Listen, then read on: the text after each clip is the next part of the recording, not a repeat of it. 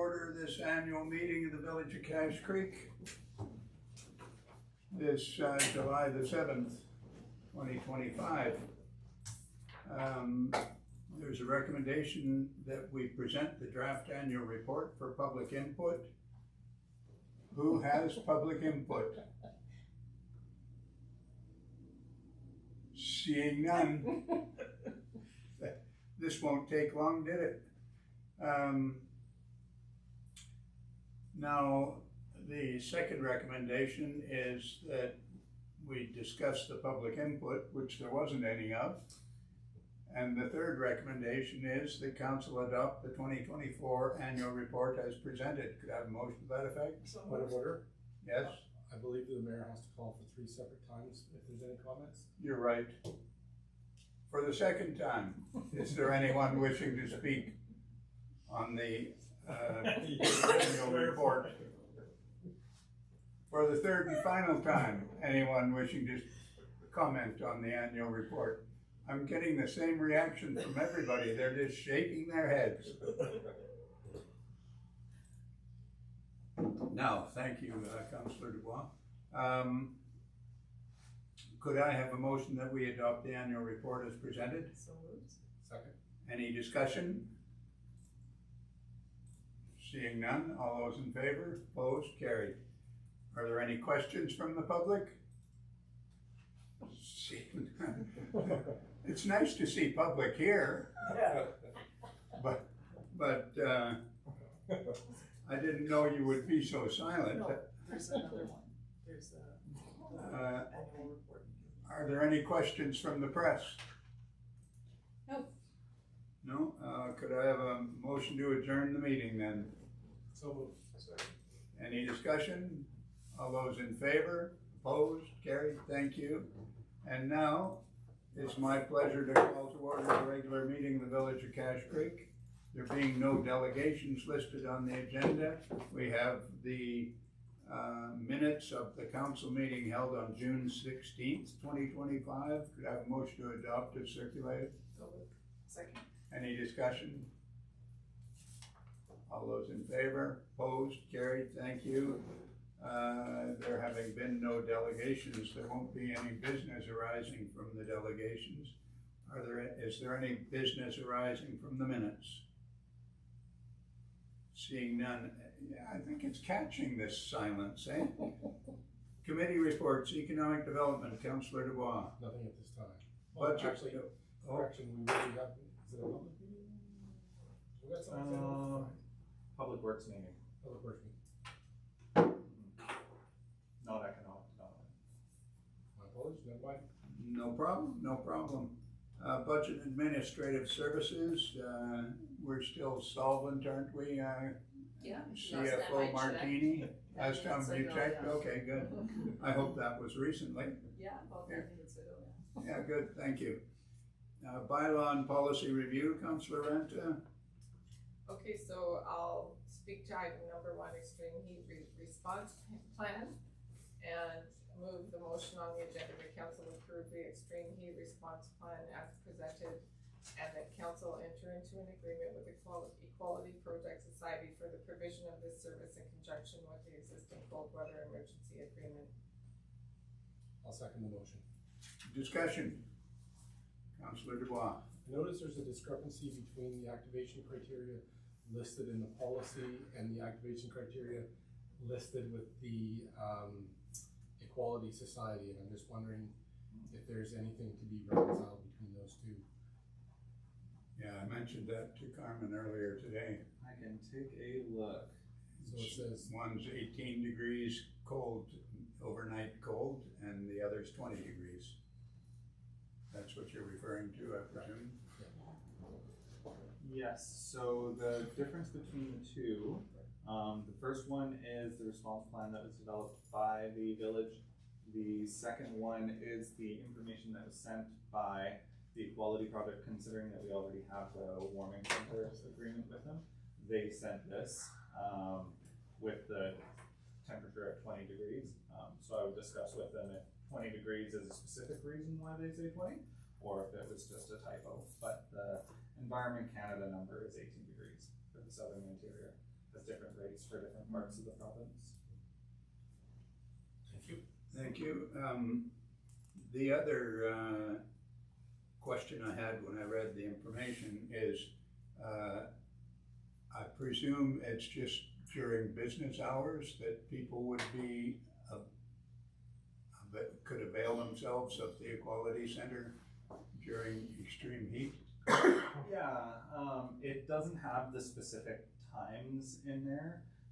We were gonna, during our negotiations, try and discuss some time points that work, because it wouldn't be like overnight or anything like No. that. Cooling centers are typically afternoon during the hot period, so say like noon to 6 or noon to 8 are kind of the target timeframes, and availability within those timeframes, subject to their, because they would have like convergent staff. So they, in a certain situation, they may be able to get a 4-hour cooling center, or may be able to get a 6-hour cooling center, kind of whatever is available at the time. Yeah, thank you, Councillor Yeah, Peters. it would be dependent on the volunteer base, because they only have, I believe, one paid staff member. Yeah. Yes, you can still have that, but it's run by volunteers. Thank you. Councillor Ranta. Could we just have staff kind of clarify the financial impacts to the village? The financial impacts to the village, all said and done, are just staff time to administer the program. Both a cooling center and a warming center are things that are prescribed through the province under emergency management as response. So similar to how we respond to flooding, it is 100% covered for the expenses, but not for staff time. So our cost would be the amount of time to basically handle the finances of this operation and coordinate with them. So not a huge cost, but there's still a cost, it's Okay. time. Thank you, Councillor Dubois. Excuse me, I'm just wondering why the rationale was to utilize their facility rather than the hall. The rationale is that, so the program that is run through the province is very, very prescriptive. If we were to utilize a village facility, it would have to be readily available at all times. In this case, the hall is fairly available, but it also does see rental. The other thing is the province does not cover reimbursement for facilities owned by the municipality. So if we were to utilize our own space, we would be kicking out users in order to provide the space for free for this service. Whereas with this, we can get reimbursed from the province for use of a different facility. Also, Councillor if we Peters? had it at the community hall, we would have to be the administrators of it, and we would have to supply people to man it, those kinds of things, where Equality Project already has those things in place. Any further discussion then? Seeing none on the motion, all those in favor? Opposed, carried, thank you. Public Works, Councillor Liebert. Thank you. Healthcare and Protective Services, Councillor Ranta. Yeah, there's nothing new on this one. Emergency Management, Councillor Peters. Nothing at this time. Parks and Recreation, Councillor Ranta. So I'll speak to the first item, request for hall use, and I'm really excited to see the proposed girl guides, I believe. Yeah, for the younger bunch. And so I would move the motion on the agenda that council approve the request for free hall use for the Girl Guide group, either July 31st or August 21st. Second? Discussion. Councillor Dubois. Are they anticipating that the hall would be the permanent home for the group, or is that still to be determined? I think it's still to be determined, but I think the intent is for them to use the school. It's just that school is a little difficult to use during the summer months. Okay, thank you. I was a Boy Scout for many years, and I think I saw on the agenda this is intended to be for girls that are 5 to 8 years old. I would have considered them brownies, not Girl Guides. Actually, there's Sparks and Brownies. The little ones are called Sparks, and then I think it's the up to 8 is Brownies. So they do Sparks and Brownies, said big girl guys. It is That's the Girl Guides of Canada Yeah. organization, like Yeah. the organization of. Oh, okay. Thank you. Any further discussion on the motion then? All those in favor? Absolutely. Opposed? Carried. Thank you. Landfill Advisory Committee. We've got the post-closure care cost statement for the period ending May 31st. I would move that we receive and file the post-closure care cost statement. Discussion? Seeing none, all those in favor, opposed, carried, thank you. TNRD and Intergovernmental Liaison. I have nothing new to report that is of any interest to the village of Cache Creek, except I think at the last meeting, they adopted the amendment to allow for a bigger footprint for the, what many of us call the mushroom plant, but it's the composting facility east of town, and I think that was adopted at the last meeting. Cache Creek Community Fund, Councillor Dubois. Nothing at this time. Thank you. Staff reports, 1069 Trans-Canada Highway sign permit. Holy mackerel, there was a lot of reading with this one. I would ask for a motion that we approve the application for new signage at 1069 Trans-Canada Highway. So moved. Second? Option B. Any discussion? Seeing none, all those in favor, opposed, carried. I'm assuming the option B has the neon running up the pole and whatnot. Okay, thank you, or LED. Information correspondence, we have a letter regarding invasive trees from, I think, Heidi Roy. The recommendation is that we send a letter to Ms. Roy addressing her concerns. How would we address her concerns? What would council like to do? Or how would council like to answer? Well, yeah. The Thompson Nickel Regional District has an invasive plant species, can't remember how it, pardon me, program. We didn't opt into it when it came before council. I can't remember if it was this council or previous council. Was it? Okay. But it might be something we wanna look into because they give guidance on how to remediate some of these issues. I wouldn't even know where to start with the elms because they're everywhere. I dug one out of my backyard that had, it was like an obstacle tentacle that went about 8 feet underground. Oh, mine went way further than that. Yeah, so they are, like, if you don't catch them young, and I still have them popping up in my yard, I think we all do, that they're very difficult to remove, so I think we would need some guidance on how to move forward with this. It would be of great expense, I think, to remove them from all of the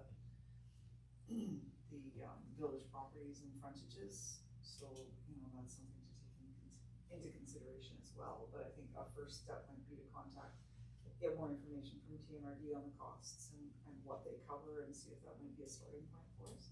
Yeah, Councillor Dubois. I think it would also be a good idea to get a bit of an inventory as to where they're located within the village.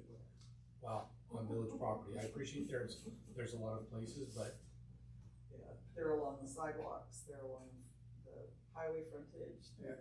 Yeah. Pretty much everywhere.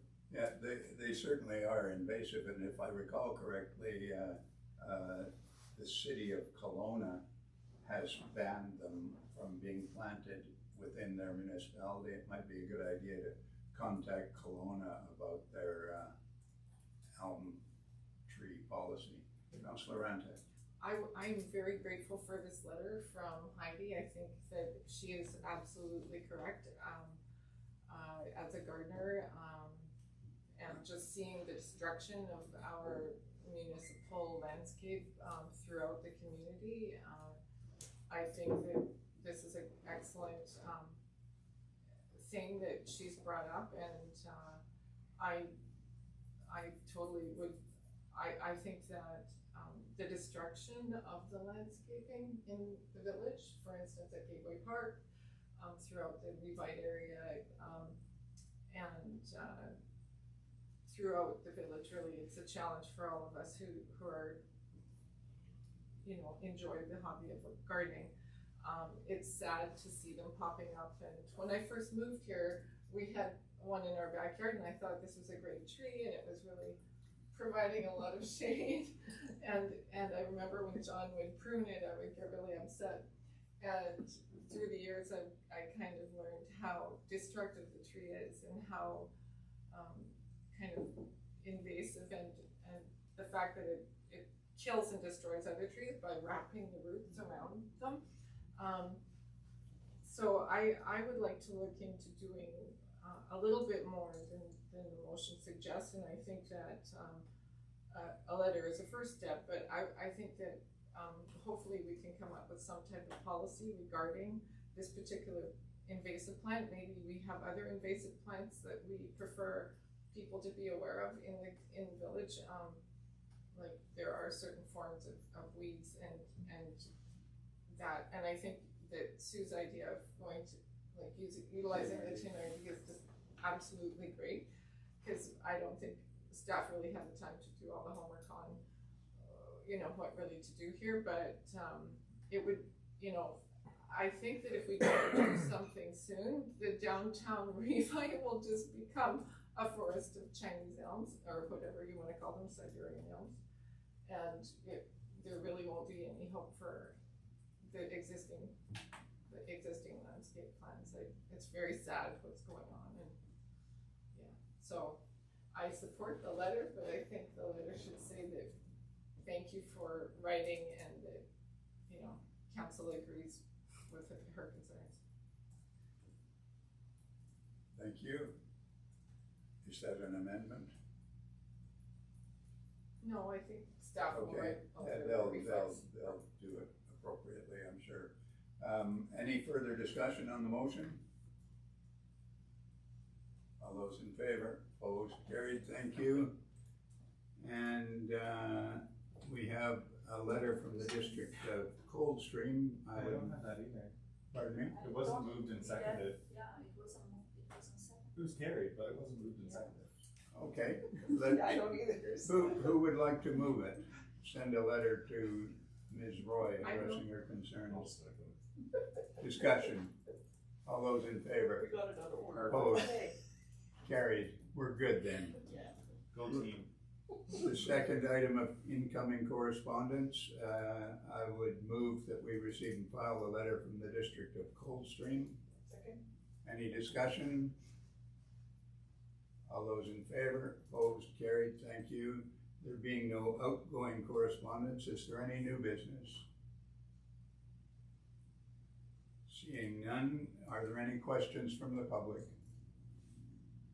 That was And quick. Hey, that was quick. I missed the whole thing and I was like, just kidding. No, just no questions. Okay, any questions from the press? No. Okay, we have need of a closed session pursuant to section 90.1 and 90.2 of the community charter. I would ask for a motion to that effect. So moved. Second. Discussion? All those in favor? Opposed? Carried? Brief break.